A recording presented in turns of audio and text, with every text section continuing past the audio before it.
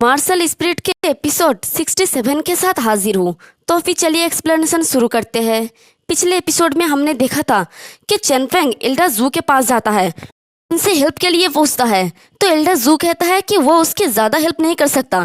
तो चेनफेंग कहता है कि आप पहले ही यूएर की देखभाल करने में मेरी बहुत हेल्प की है, और जहाँ तक कि यूएर के फादर का सवाल है तो मैं उसके लिए किसी और पर भरोसा नहीं कर सकता, इसलिए मैं खुद ही उनको ढूंढूंगा।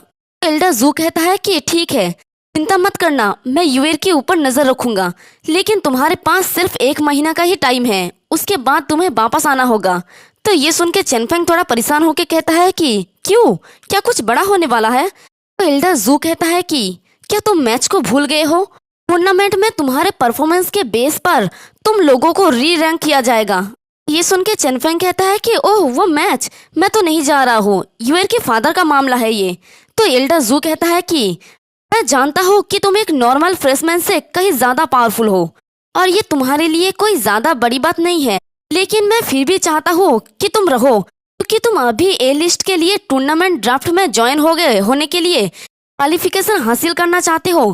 तो तुम्हें उस मैच में एक पोजीशन जीतना होगा, और हाई लेवल मार्शल चेस्ट का प्रैक्टिस करने के लिए क्वालिफिकेशन, साथ ही एलेक्जर और रहने के लिए जगह और कल्टीवेशन के लिए दूसरे रिसोर्सेस के लिए अप्लाई करना होगा। इसके अलावा तुम्हारे कल्टीवेशन स्पिरिट दूसरों की तुलना में बहुत धीमा होगा। क्या तुम भूल गए हो कि तुम्हें अपने मास्टर का बदला भी लेना है? तो ये सब सुन के चेनफेंग कहता है कि अच्छा ऐसा है, ठीक है, मैं टाइम पर वापस आने की कोशिश करूंगा, फिर मिलते हैं। तो एल्डर जू कहता है कि तुम क्लेवर और रेजोनल हो, तुम जानते हो कि क्या करना है, लेकिन फिर भी तुम केयरफुल रहना, क्योंकि वहां पर बहुत ही खतरा होगा। चेनफेंग कहता है कि मैं रहूंगा एल्डर जू, और वो बड़ी तेजी से वहां से बाहर निकल आता है। फिर हमें रैन यूजी की रेसिडेंस का सीन दिखाया जाता है। वहां पर वो अपने बेड पर बैठे हुए कल्टिवेट कर रही होती है। तभी एक जेट बड़ी स्पीड से उसके पास आती है, उसके सामने जाकर वो रुक जाती है। तो उसे देखकर एल्डर रैन कहती है कि नीटोन ने अलर्ट भेजा है, और जैसे ही उस चिट को ओपन करता है तो उसमें चेनफेंग के सेक्ट से बाहर जाने का वीडियो चलता है। ये देख के एल्डर रैन गुस्से में कहती है कि मुझे उम्मीद नहीं थी कि वो छोटा बच्चा इतना जल्दी ही सेक्ट से बाहर चला जाएगा, वो मुझे इग्नोर कर रहा है। अगर ऐसा बात है तो मुझे तुम पर दया ना दिखाने के लिए ब्लेम मत करना, और वो वहां से जाने लगती है। अभी पीछे से कोई कहता है कि अगर तुमने उसके साथ कुछ भी किया, मैं गॉड का कसम खाता हूँ कि मैं तुम्हें मार डालूंगा। ये सुनते ही एल्डर रैन वहीं पर रुक जाती है और पीछे मुड़ के कहती है कि कौन है ये, खुद को दिखाओ।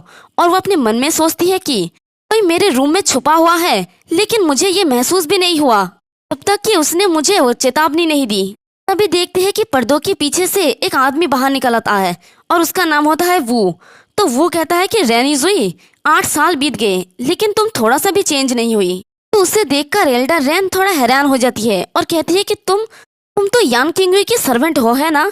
यांग किंगवी यानी हमारा चेनफेंग का मास्टर जो मर चुका है। और कहती है कि तुम अभी तक जिंदा हो। उसकी ऑरा को महसूस करके तो एल्डर रैन की भी पसीने छूटने लगती है, और वो सोचती है कि उसका ऑरा तो मुझे डरा रही है और मैं उसके आर पार भी नहीं देख पाती हूँ। तो एल्डर वो हंसते हुए कहता है कि हाँ, मैं जिंदा हूँ, एनर्जेटिक और जिंदा। तुम मुझे दोबारा देखकर खुश नहीं लग रहे हो, तुम चाहते हो कि मैं मर जाऊं?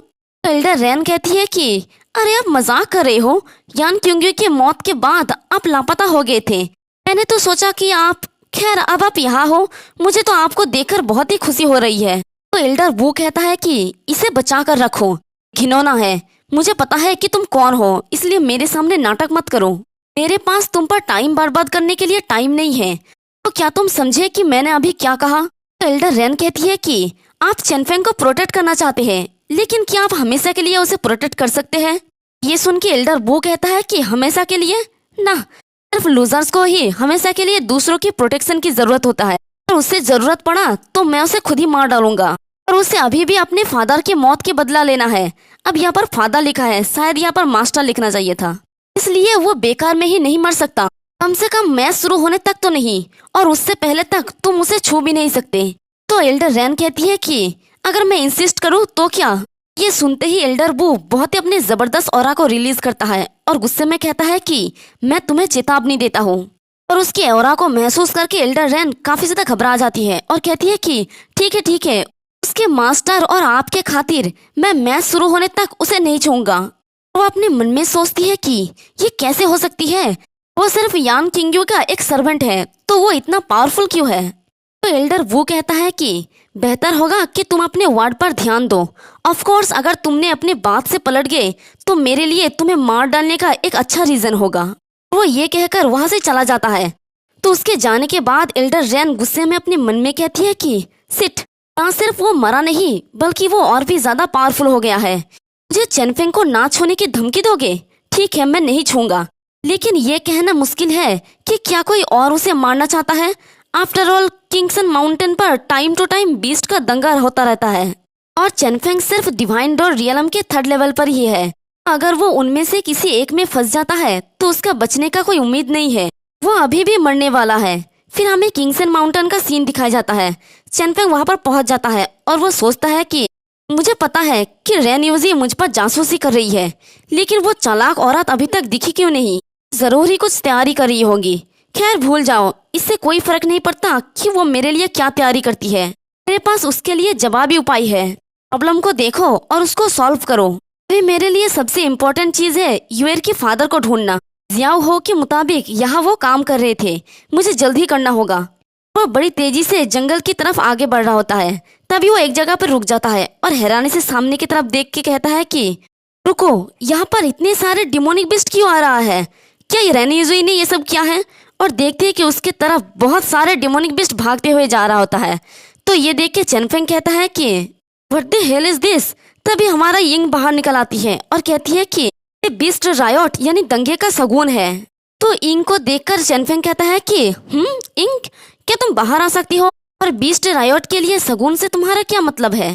तो इंग बताने लगती है कि इस एरिया में बीस्ट किंग हर साल इस टाइम पर पागल हो जाएगा। ये बीस्ट आर्मी को लीड करके ह्यूमन स्ट्रॉन्ग होल्ड्स पर अटैक करेगा और उनके रास्ते में आने वाले हर एक चीज को डिस्ट्रॉय कर देगा। और कमजोर लोग रायोट शुरू होने से पहले ही, कई दिन पहले ही अपने घरों को छोड़कर सुरक्षित जगह पर चले जाएंगे। तो ये सुन के चेनफेंग कहता है कि तो क्या इसका मतलब ये है कि जल्द ही रायोट होने वाला है? और वो अपने मन में सोचता है कि कोई हैरानी नहीं कि मुझे रैन यूजी का कोई साइन नहीं मिला। वो मुझे बीस्ट रायोट से मारने की कोशिश कर रही थी। इतना चालाकी और क्रूर प्लान है। और सामने से बहुत सारे खतरनाक बीस्ट बड़ी तेजी से उनकी तरफ ही आ रहे होते हैं और वो लोग पागलों की तरह बिना कुछ देखे ही बहुत तेजी से आ रहा होता है। उन लोगों की प्रेशर बहुत ज्यादा होता है। तो इंग चिल्ला के कहती है कि चेनफेंग वो आ रहे हैं, हमें भागना चाहिए। तो चेनफेंग कहता है कि हाँ तुम सही कह रहे हो, वो बहुत सारे हैं। फिर सामने की तरफ उसे कुछ नजर आता है और देखते हैं कि एक स्टोन के ऊपर एक तलवार घुसा हुआ होता है। तो उसे देखकर चेनफेंग सोचता है कि रुको, क्या यह मिस्टर हान का स्वॉर्ड है? डैम इट, क्या वो पहले ही मारा जा चुका है? नहीं, मैं नहीं जा सकता, मुझे वहां जाकर कंफर्म करना होगा। और वो अपने मन में कहता है कि रायोट होने से पहले मुझे वहां जाना होगा, वरना वो सारे एविडेंस को डिस्ट्रॉय कर देंगे। तो जैसे ही जाने लगता है, इंग उसके सामने आ जाती है और गुस्से में कहती है कि तुम्हारा दिमाग घुटने पे आ गया है। झुंड बहुत तेजी से आगे बढ़ रहा है। अगर तुम वहां पहुंचने में देर कर दोगे, हम वहां से कभी भी जिंदा नहीं निकल पाएंगे।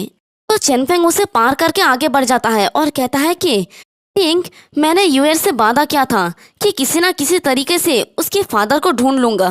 भले ही बीस्ट रायट हो, मैं फिर भी वहां पर जाऊंगा। मैं अपने बात का पक्का आदमी हूँ।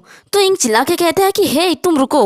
और चेनफेंग स्वॉर्ड लेके आगे बढ़ जाता है और अपने मन में कहता है कि रैन यूजी, भले ही इस बार तुम्हारा प्लान काम कर गया, लेकिन फिर भी ये बीस्ट रायोट मुझे रोक नहीं सकता।